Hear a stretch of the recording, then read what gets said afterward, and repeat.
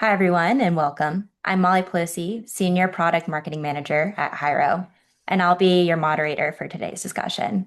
Hyro is the leading agentic care communications platform purpose-built for patient access and designed to power omnichannel conversations across voice, chat, SMS, and more for both inbound and outbound interactions. We help healthcare organizations automate key workflows like scheduling, managing high call volumes, improving patient engagement at scale while maintaining the trust, accuracy, and compliance that healthcare demands. And today, we support more than 2,500 hospitals, clinics, and healthcare facilities across the country. Before we begin, I'll walk through a few housekeeping items. If you have questions for our speakers throughout the webinar, please submit them through the Q&A box on your screen, and we can follow up to get you an answer. Today's session is being recorded and will be available after the event, and you can use the same link that you joined today's webinar to access that recording. And if you experience any issues with audio or visuals, please try refreshing your browser. You can also submit technical questions to the Q&A box, and we'll be happy to help. And with that, let's kick things off by getting to know our panelists. I'd love for each of you to briefly introduce yourself, tell us a bit about your role and your organization, and perhaps one thing that you're focused on right now when it comes to improving patient access or care delivery. Dr. Russell, let's start with you. Hi. Hello to everyone. My name is Dr. Matasha Russell. I'm the Chief Medical Officer for Ambulatory Care Services at Harris Health. I am a board certified family medicine physician. And to tell you a little bit about Harris Health, it is the fourth largest public safety net healthcare system in the nation. We do serve the greater Houston area here in Texas, namely Harris County. We have two hospitals, a large ambulatory care network that includes primary care, specialty care, dental services, mobile health, HIV care, a homeless program, and several other programs. In my role, I provide clinical executive leadership for our ambulatory platform. I oversee such areas as quality, patient safety, strategic initiatives, really focusing in on population health and improving access and patient outcomes for our underserved patient population.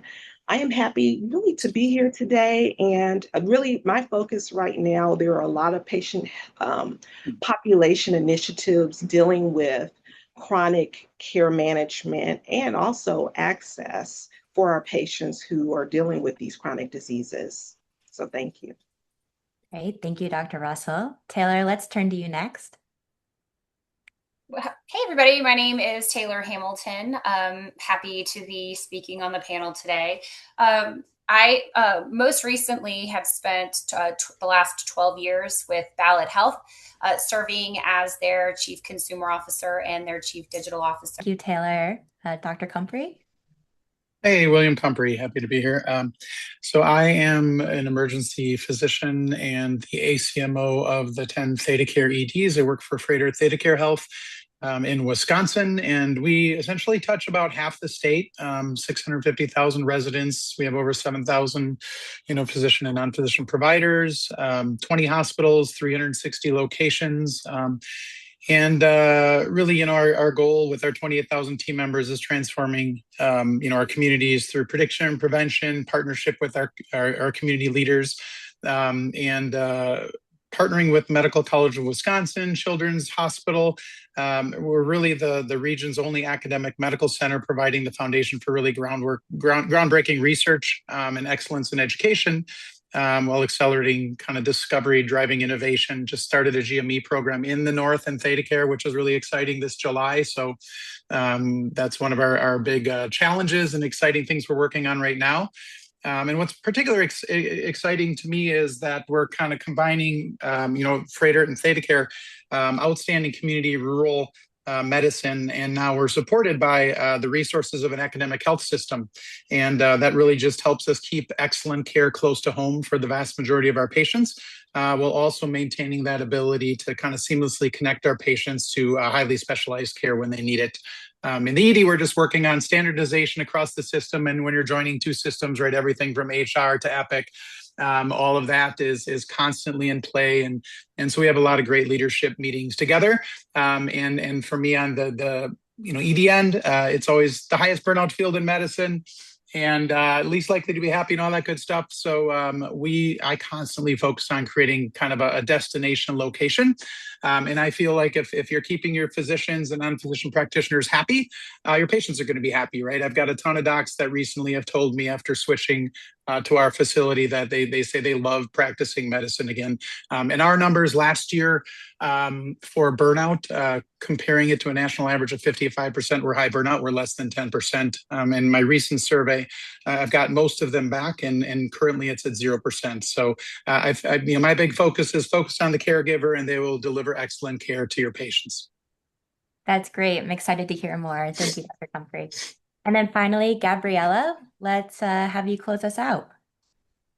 Great. I'm also so excited to be here. Thank you for the opportunity. I'm Gabby Lawrence. I am the clinical lead at TytoCare. For anyone who is not familiar with what TytoCare does, TytoCare built an FDA cleared device that lets patients be physically monitored from anywhere. So that includes heart sounds, lung sounds, ear recordings, throat, skin, temperature. And we also have FDA cleared AI algorithms that allow us to identify abnormal lung sounds, ear bulging, and all of this is captured by the patient or can be a caregiver or somebody else anywhere, from home, from a remote clinic. And the clinician can either be live on the other end, actually reviewing all of that physical exam data in real time while they do that visit with the patient online or asynchronously.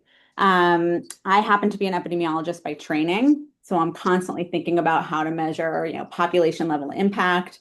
I've spent the last 10 years kind of shifting my epi thinking into the intersection of more clinical strategy, product innovation, and evidence generation, including working as the clinical director at an innovation center of one of the largest US payers. That was prior to Tyto.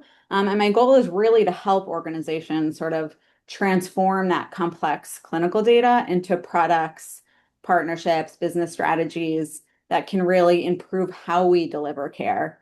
TytoCare today is actually moving beyond episodic care, which is sort of what their bread and butter was until now. And we're shifting into high-risk longitudinal care. So things like heart failure, COPD, post-surgical recovery, oncology monitoring, and using our FDA-cleared exam technology and our AI technology to really embed into real high-risk care pathways.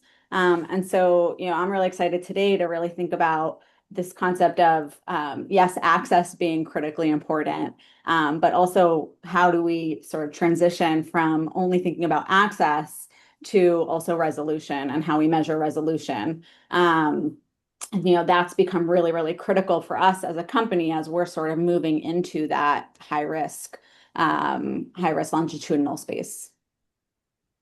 Great. Thank you so much. So health systems have spent years and significant resources improving access through more appointment slots, shorter wait times, easier scheduling. But getting a patient through the door does not necessarily translate to having their need being resolved.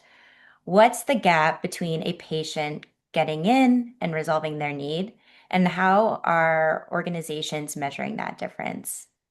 And Taylor, if you don't mind, I'd love to start with you. Sure. Thank you, Molly. So, a lot of my peers in the consumer space are thinking about this. I'm a marketer. I started with marketing, really, I call it patient education. And I started my career in that and have wonderful peers that work in health systems and health technology companies all over the country. And we talk about this a lot. And, for most of my career, very focused on top of the funnel, on the access, right? So through my lens, it's how do we get patients in? And then what does that journey look like? And then the measurement tool that, speaking on just for me, that we've traditionally used as, the H caps and the Google reviews and those sorts of things. But truly looking at, did we resolve what they came in for? Um, at least for me and some of the peers that I'm working with, is something that we've really started talking about pretty deeply as of late. This is a very basic example, but it is an example that the idea of this the call routing, right? So the call routing is so important. We know that is a tool that AI is a great use case for AI, and we're seeing in the data that it's working. But taking it the next layer down, well, did the patient call back? And if they did, what did they call back for, and what was the length of time?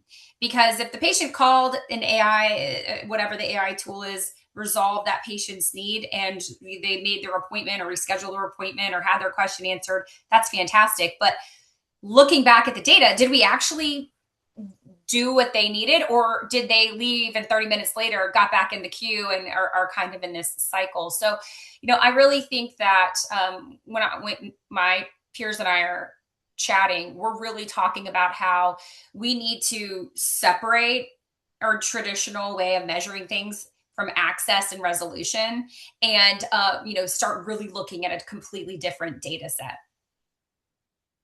Absolutely. Dr. Russell, what does that look like through the clinical and ambulatory lens? How are you measuring that gap between access and resolution at Harris Health?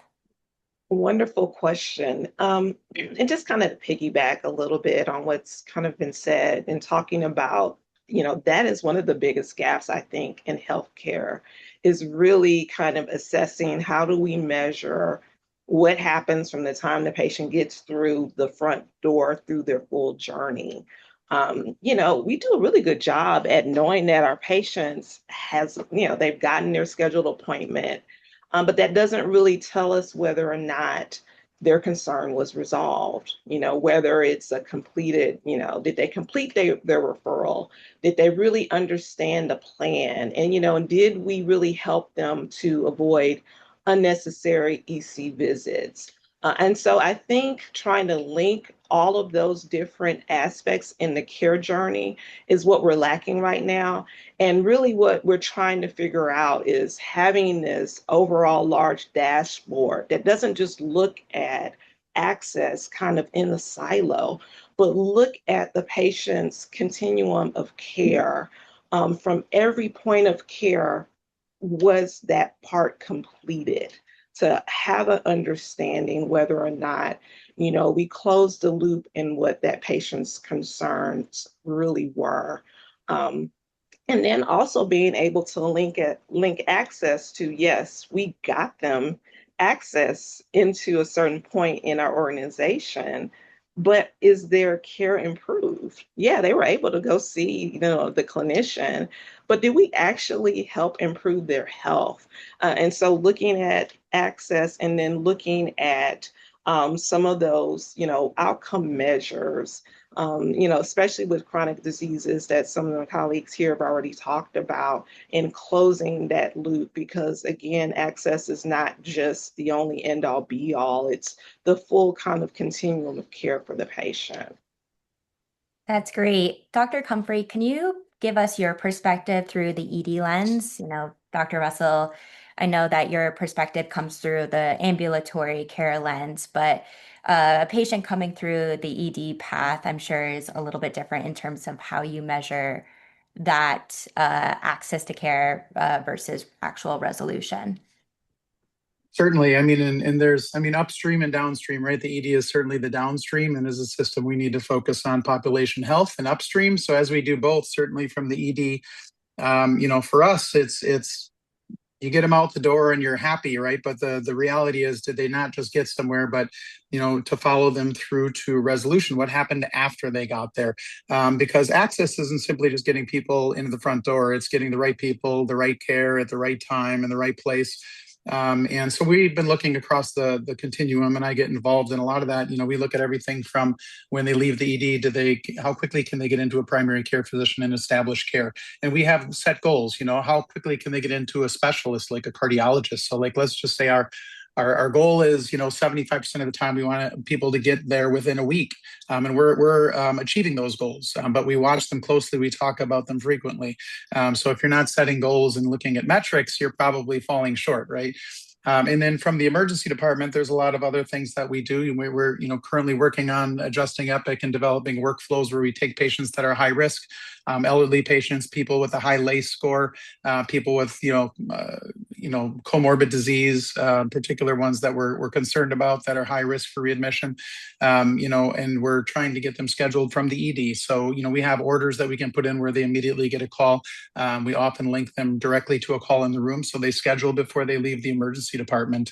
Along with that too, there's issues with access where patients don't have the means to get back, so they could keep coming through the ED. So we work with our care management teams. We have signals on the board, so if we know of people that are coming back to the ED frequently, and then we hand out iPads. We've collected data in each of our EDs for SDOH needs. Do patients have food insecurity, transportation insecurity, and then we have an SDOH team that tries to get resources to those patients.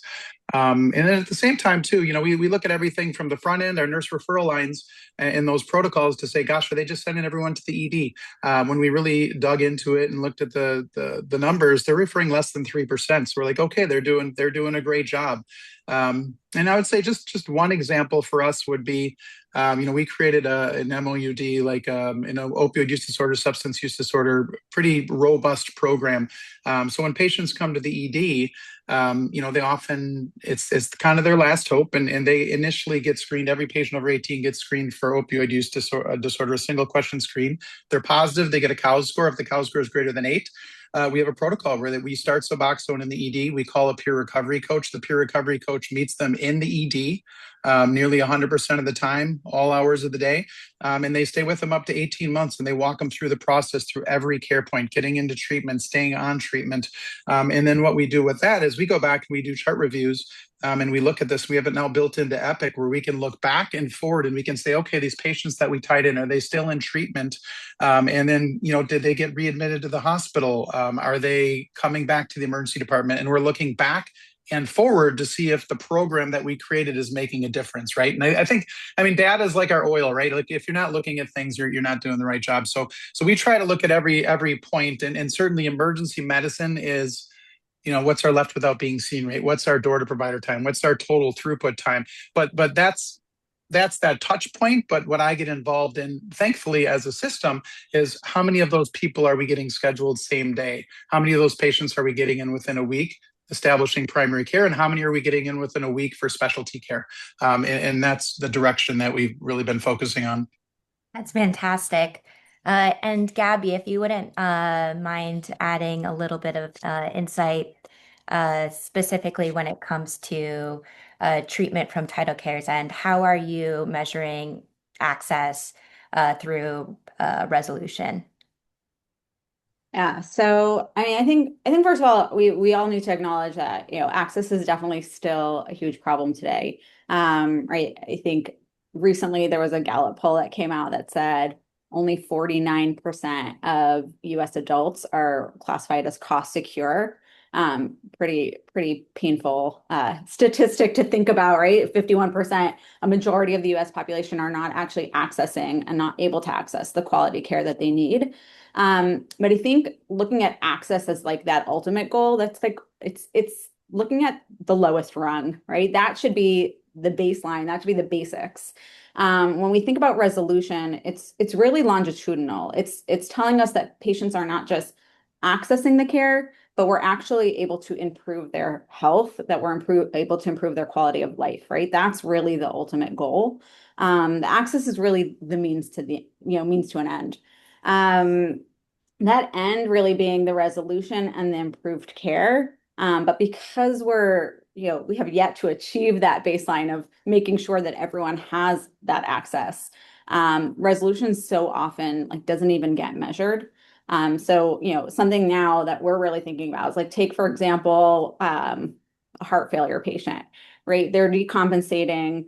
They don't, I mean, they need better scheduling, but the better scheduling is not the goal, right? The goal is really, did somebody notice on day 4 instead of on day 14 that they were decompensating or that they were, having that escalation? And so we tend to measure this through, lagging proxies like avoidable ER, avoidable inpatient.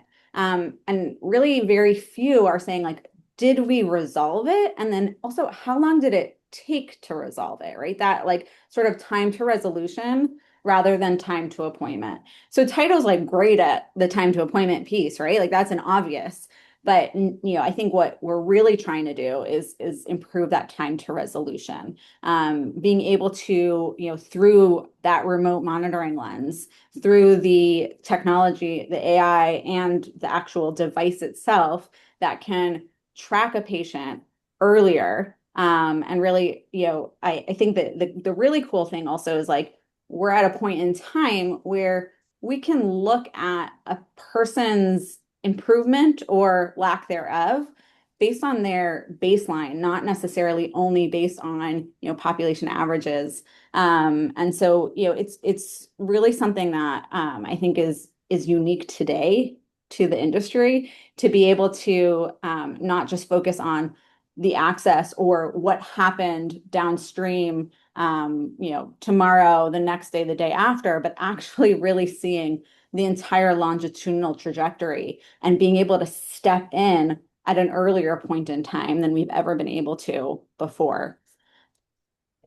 Yeah, I could not agree more, Gabby. I think, at Hyro, uh, being able to reach out to patients in the moment that we identify that they need care is so core to our model. So being able to understand, hey, this patient is eligible for a mammogram, we need to reach out and get them scheduled is so important because, health tends to fall off of people's priorities list. And uh, ultimately, they could, potentially procrastinate. So really having that outbound motion to meet people where they are prevents them from falling out of their care journeys. So could not agree more.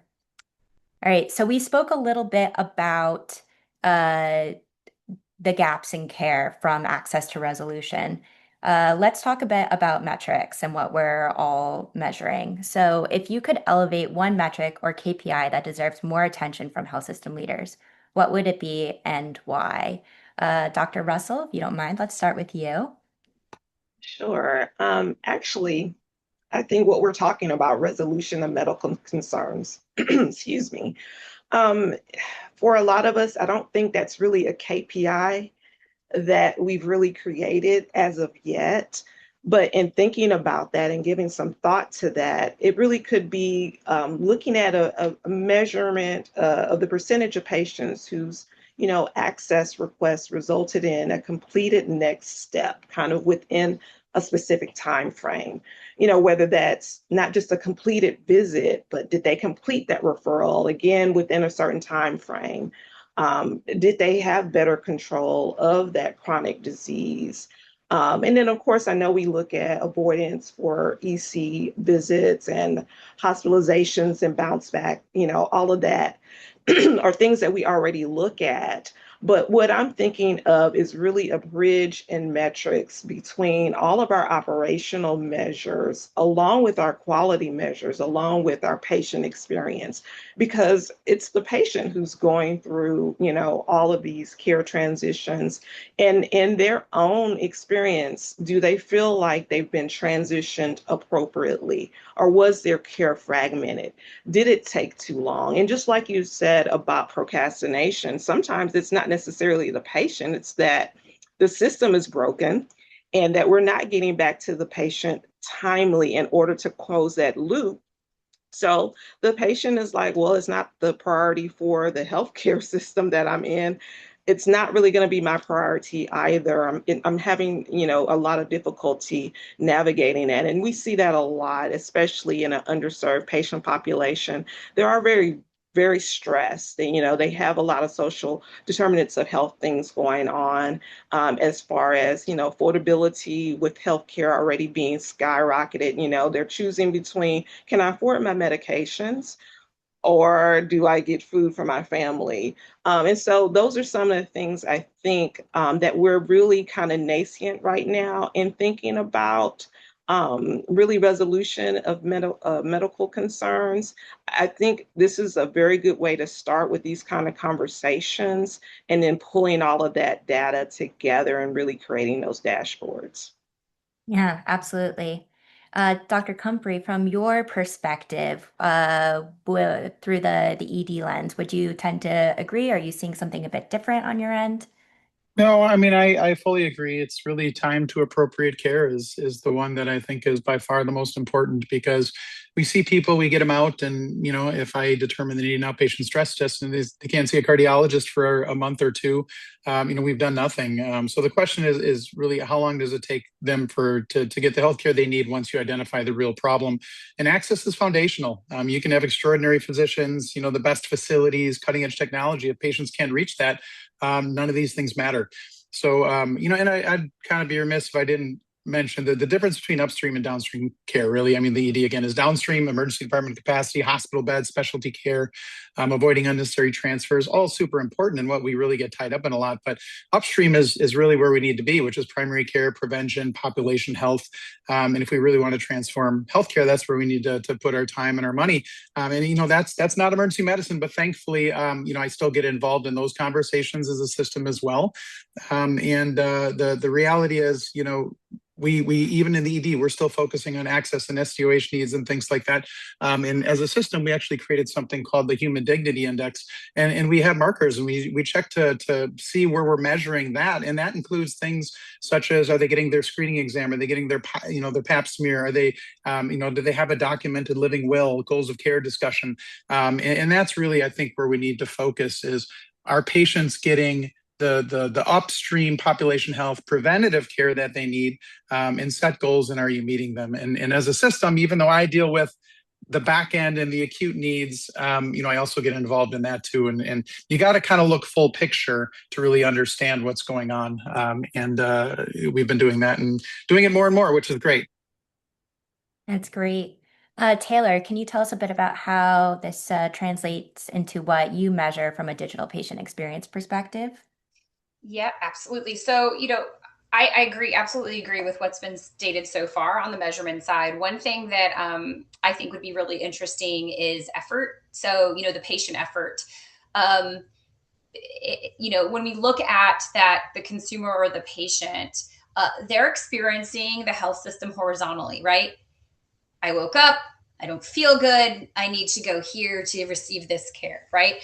What they don't understand is, that scheduling and the contact center and the ED and my chart and access and the billing all report to different leaders, right? So they're experiencing one organization while organizations are typically really fragmented. And I don't mean that in a negative way, that it's just how how we've been developed over time, right? It's a lot of acquisitions and you're building and it's disparate systems and all of these things. So we try to create this seamless experience, and we try really hard and, over communicate with one another as leaders and do everything right. But ultimately, the handoff is what is so important. And the patient is experiencing one organization when our one organization might be made up of 800 tiny organizations and inside of it, right? So I think that, coming up with a way to measure that patient effort would be really interesting, because I think it would give the health systems or the practices a really great read on how fragmented their experience might feel as a patient. We see a lot of our Google reviews, or you might see a lot of patient reviews on with HCAPs and things like that, and with providers, and the provider scores are typically phenomenal, right? Like 4 and 5 stars across the board, with tons and tons of reviews. But the health system as a whole might not have high ratings. And to me, and we've been talking about this and with my peers for quite some time, is by the time the patient finally gets to their provider, whether it's in the ED or in the hospital as an inpatient or outpatient in an ambulatory setting, they finally have this great experience because they're one-on-one with that provider. But what are all the friction points that it took to get there, right? So I think that it would be really interesting and I think exciting to add some sort of a data set or a measure or a layer over all the data points that are already being collected to come up with what this patient effort score might look like. Yeah, no, that would be fantastic to be able to see, all right, where did the patients start? Where did they end? And what barriers were in the way? I'm sure that would just make it, from a operation standpoint, really interesting to be able to peel back those layers and understand what our patients bumping up against when trying to resolve their care needs. So Gabby, from the virtual care side, are there metrics that you think health systems should be looking at differently? Yeah, absolutely. It's actually pretty interesting hearing from, everyone else. And I think this, sort of what I'm thinking about fits really nicely with some of the comments until now, because, as we mentioned, right, there's an entire experience that happens before the patient actually gets to that visit, to the ER.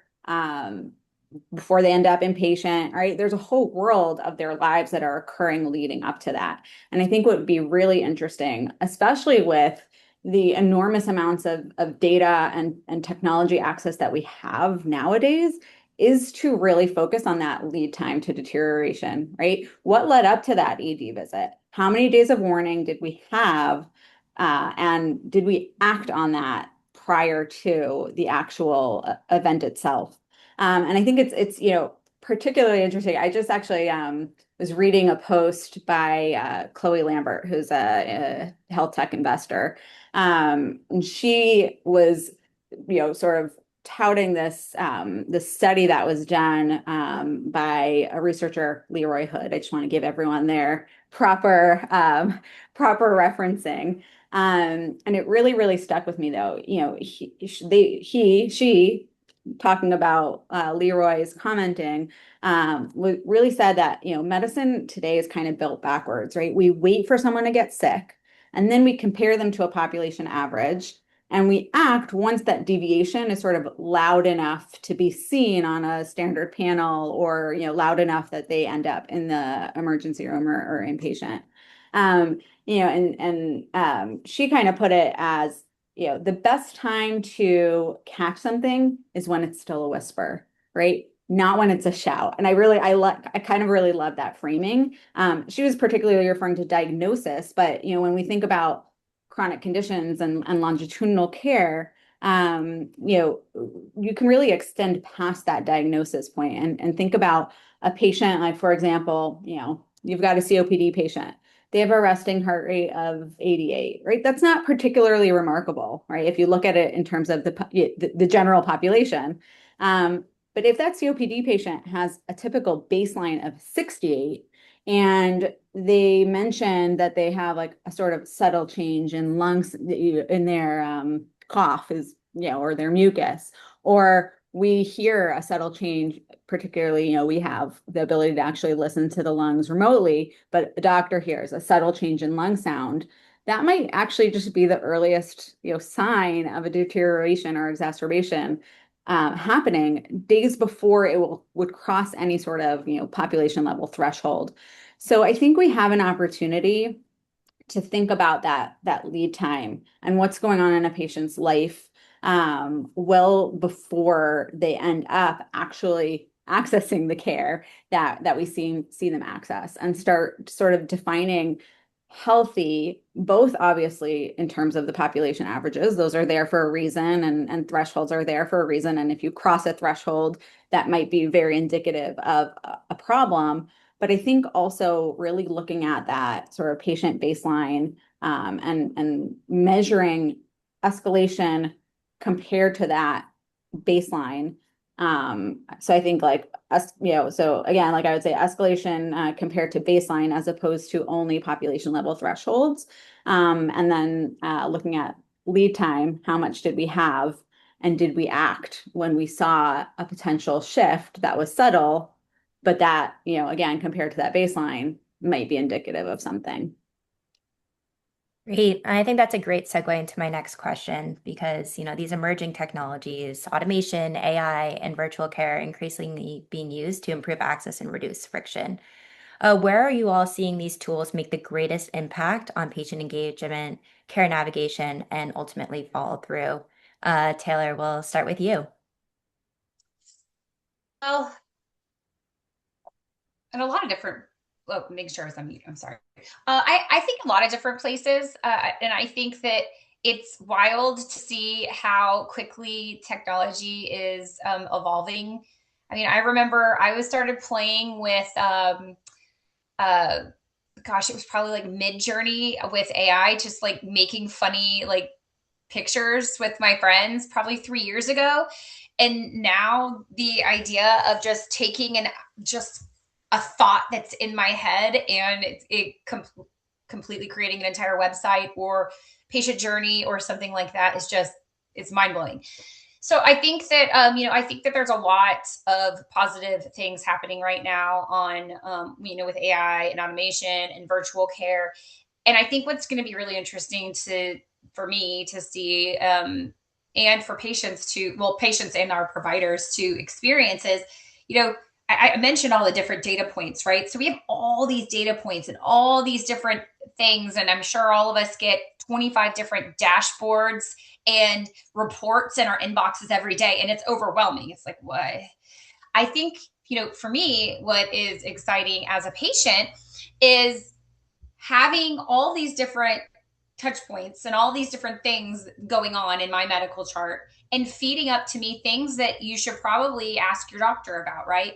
So, you've had all this blood work and these different tests and things. And, I noticed that you haven't been exercising as much, whatever it is, because me personally, speaking for myself, I think that, I give Apple Health access to all my stuff because I'm just really interested in it. What would be neat is if, hey, we are looking at all these and your blood work because you've connected it to my chart, and you should probably call your primary care doctor and have these kinds of conversations. But on the other hand, as a primary or as a clinician, being able to leverage that data and feel comfortable and that you can trust it to be a companion, not necessarily, you're not taking the human out of the decision, right? But being almost like this trusted advisor, so you're really maximizing your time that you can have with your patients to do what you do best, which is to care for others, right? I just think it's really exciting. So, I think that there's a lot of things that technology is currently doing and doing well, which is taking out redundancies in a low risk kind of way. Helping me summarize an email or draft something or helping with brainstorming. I'm speaking non-clinical. I'm not a clinical person, but, crossing over that threshold and getting to where, our clinicians or even our patients really trust the technology to be able to help it make either informed decisions or make us think differently from a patient's perspective to ask different questions that we may not have asked previously. That's great. Dr. Kumprey, could you share your thoughts through the clinical lens? Sure. I think, to make an important distinction, technology shouldn't be removing, friction, should be removing the friction, not the humanity side of things, right? I mean, we're seeing tremendous opportunities with AI technology. And the question that I always have is it giving clinicians more time at the bedside with the patients, right? Is it giving patients better access to care? If it's not doing one of those things, I don't know if it's necessarily, ready for big time. So for in the ED, we're using AI assisted documentation. I tell people I think it's the greatest thing I've seen in healthcare in 30 years. I would imagine the younger people probably think it's POCUS and bedside ultrasound, but for me to be able to go in and put my phone down and look at the patient in the eye and have a meaningful conversation, and if it's busy, to go from room to room to room and see 5 in a row and come back and have a chart far clearer than anything I could have ever put together, with hours of time, and then go back in and have my dispo discussion and start it back up again and have it absolutely clear in the chart what we discussed and what the results were is a game changer, right? Like it makes you so much more efficient, and it's so much more human to sit there and look them in the eye and shake their hand and just have a meaningful conversation. We're also using AI chart summary. We have rapid AI, like diagnosing head bleeds and LVOs really quickly. And then we have AI supported diagnostic workflows. So helps reduce cognitive burden, administrative burden, and really let our doctors be docs. And that's why a lot of our docs have said, I love practicing medicine again, right? I mean, that really should be the goal of this. I'm equally excited about what technology does geographically. So if you take rural care, for example, which we do a lot of with ThedaCare, we have a lot of critical access hospitals. We're able to, use virtual support. So geographically, long distances, we can keep people local. And where historically we had to transfer people to our acute care settings, we have tele ID services. We have tele nephrology, which was always a big thing. When we opened 2 brand new hospitals, we use telehospitalist services where the ED doc that admits them, we still go in and we round and we see the patient every day. But the bulk of the inpatient care is done through a telehospitalist through a monitor, and the patients are still getting that connectedness with the ED physician and the nursing team, and they're staying local in a brand new beautiful hospital, a block down the road. And from that perspective, I think it's been absolutely amazing. So sometimes I think the greatest, access innovation isn't creating another building; it's kind of eliminating that distance between the patient and the experts. Exactly. Dr. Russell, do you have anything to add from your perspective? Yeah, most definitely. In the ambulatory care setting, I really see that the biggest impact with technology is really helping to simplify the patient's care journey. For instance, we have a remote monitoring platform for high blood pressure, for hypertension. And again, like I said before, a lot of what happens with the patient as far as their health happens beyond our care setting. It happens within their home, within their community. But, this remote monitoring really allows the patient to engage in their own health. And so, their blood pressures are going electronically to their care team. And so the patient doesn't have to physically come in. They can still do their normal, regular routine, but knowing that they, have this automation that goes to their care team to help manage them outside of the walls. And then the patients are a lot more engaged in their health care. And what we're finding is because of that engagement and the way that patients can engage with their care clinicians outside of them actually physically going in, is that they're getting to goal with their hypertension within months, rather than it taking a whole year or so to get them there, because of that engagement. And one other thing I think with technology is bringing kind of care to the patient when they're at home, when they need it. And so our patients right now can call in to our call center and be triaged depending on what their care needs are, and they can immediately get in with our with the EC of clinician for a televisit. And that has actually helped us to avoid about 78% of those patients going in unnecessarily physically to the EC. They can also get in for urgent care if that need is a little less likely. And so we're really seeing that technology is kind of breaking down those barriers as far as patients getting the care when they need it instead of having to physically come in, which again can delay their care. We know that. And so they're getting those access points a lot sooner, which really can improve health. We're seeing, much better outcomes with a lot of our chronic diseases that way. That's great. This has been such a wonderful conversation, touching on how technology really paves the path to create more capacity for those high touch, for high touch care. I'd like to close with a practical question for you all. For the health system leaders listening in today, What's one change that they can make in the next year to improve access while creating a more connected, outcome-focused care journey? Um, let's see, Gabby, let's start with you. Yeah, so I actually think a health system should, they can essentially pick one condition just for this year, right? So, this isn't the ultimate goal, but pick one condition this year, map it out end to end, and start that process of measuring resolution instead of just the throughput, right? So, I don't know, heart failure is a great example, right? It's high cost, has clear deterioration signals. There's frequently preventable escalations there. I think, I've brought up COPD a bunch of times. This has less objective deterioration metrics, but, I think that can change through technology, actually, specifically, that we, may be able to be more objective in terms of how we identify escalation and exacerbations for COPD. And I would say, take that condition. To first of all, define what resolution means explicitly. Get all of those different teams that we talked about in a room, the clinical teams, the operational leaders, get them into that same room and have a conversation. What does resolution mean to each team? And I think that, first of all, is going to uncover a lot, just having that conversation itself. Obviously, I mentioned like establishing individual baselines where it's possible and when it's possible. And then sort of trying to predefine like the escalation rules and who things escalate to.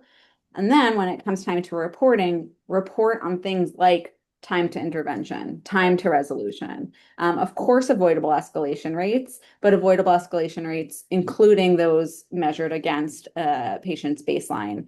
And most importantly, I think, was the loop actually closed? And I think if you sort of focus on one condition to start, there might be really an opportunity there to see the full picture and really, understand what we're talking about when we're saying, was loop closed? Did the patient get the care they really needed? Was the time to resolution reduced?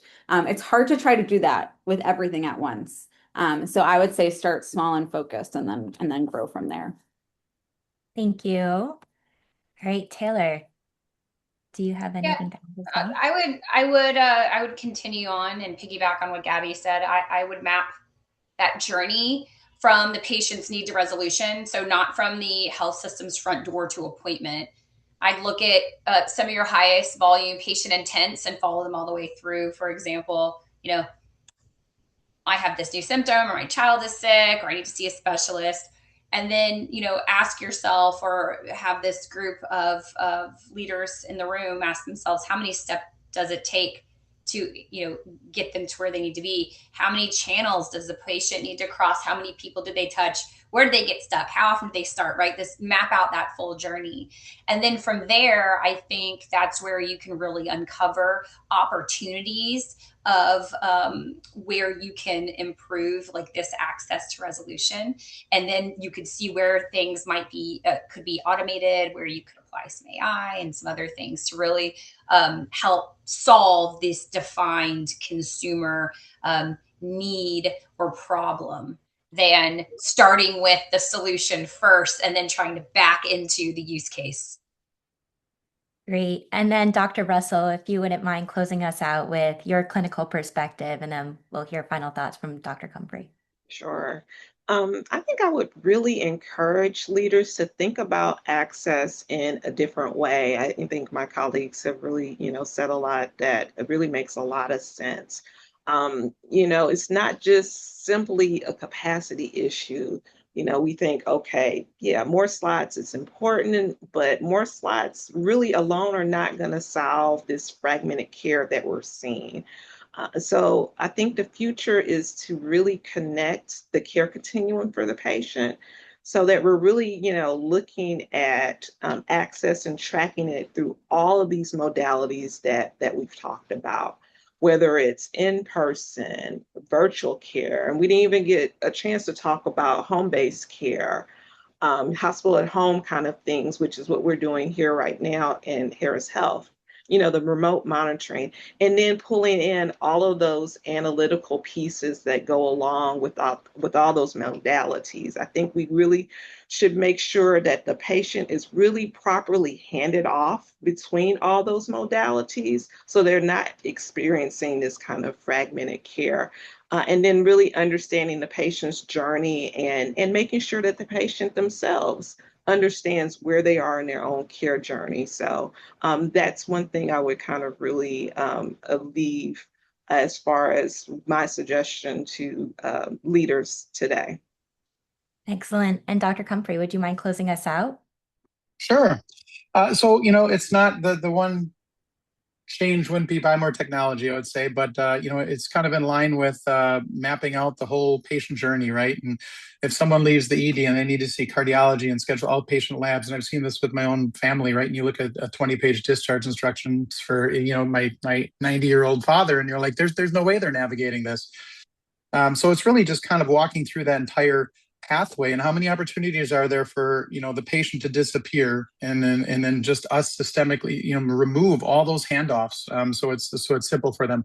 But I think the most important thing for me, and what I always preach in our system over and over and over again, is if you take care of the caregiver and put them in a position to succeed, they'll deliver extraordinary care to the patient. So sometimes we constantly want to demand the top decile performance, and pay or support our physicians and non-physician practitioners median, right? Hey, we're going to pay you median, but we demand top decile performance. That's not fair. So sometimes improving care requires investment, right? And sometimes that's right technology. Sometimes that's more beds or a new hospital. But a lot of times it's just really your nurses, your physicians, putting them in the right position where they can succeed, and that's the right staffing model, the right pay. I mean, for our system, I created a mnemonic called PASS, which is pay, schedule, support. And I demand top decile pay for my docs. I mean, not top quartile pay, but we support robustly, and their schedule allows for work-life balance. So they come in, they're happy to get top quartile paid to do top decile performance because we support them robustly. So you really got to support the caregivers delivering the care. And so for me, I think, if we can accomplish great things if we take care of the people that are delivering the care. And my formula is pretty simple. It's kind of create access, remove friction, support the caregiver, and then follow the patient through resolution. Thank you. That's all the time that we have for today. I want to thank Dr. Russell, Dr. Kumprey, Taylor, and Gabby for such a thoughtful conversation, as well as a thank you to Becker's for having us. And thank you to all of you who joined today. We hope you're leaving with some practical ideas for thinking differently about patient access, care delivery, patient resolution, and then ultimately outcomes. Have a wonderful rest of your day. Thanks so much. Thank you so much. Appreciate it.